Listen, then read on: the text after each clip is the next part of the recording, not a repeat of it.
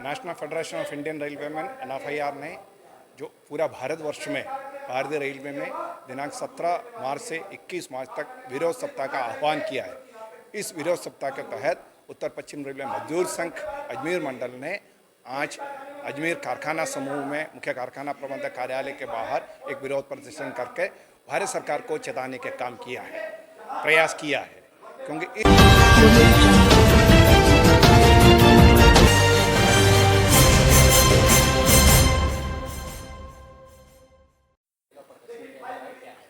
National federation of Indian railway में NFIR ने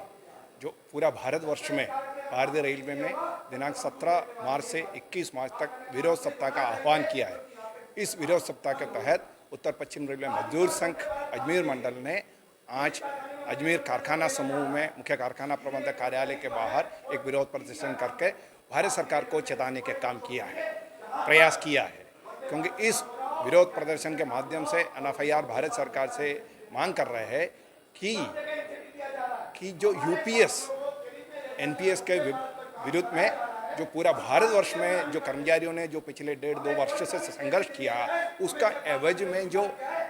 OPS के स्थान पर जो UPS की घोषणा जो भारत सरकार ने किया है, उसमें तमाम कमियां हैं। सबसे प्रथम बात यह है, रिटायरमेंट में सेवानिवृत्ति के समय पे कर्मचारियों को प्रत्येक माह से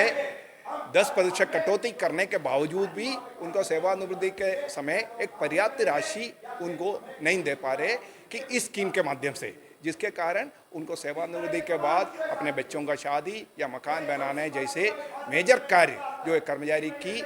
जीवन में सबसे बड़ा उत्तरदायित्व है, उसको निभाने में वो असफल रहेगा, सफल नहीं रहेगा। तो इसी तरह से जो 30 वर्ष के बाद अगर 25 वर्ष के बाद अगर कोई सेवानिवृत्ति VRS ले रहे तो उनको पेंशन 60 साल बाद मिलेगा, यानी 5 वर्ष उनको बिना पेंशन का जीना पड़ेगा। तो इस तरह से प्रावधान जो UPS में किया है जो तर्कसंगत नहीं है, इस पे संशोधन की आवश्यकता है।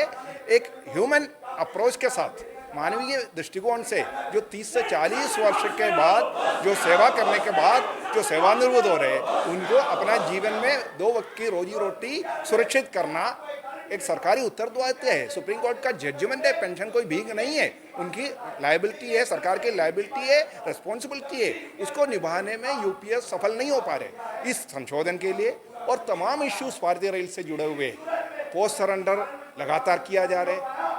और नया पदों का सर्जन पिछले 5 साल से बैन कर रखा है। नया असेट तो बन रहे, नया गाड़ियां चालू कर रहे, नया रेल लाइन डाल रहे, लेकिन नया पदों का सर्जन नहीं किया जा रहे। सुप्रीम कोर्ट ने जजमेंट दिया, माता पिता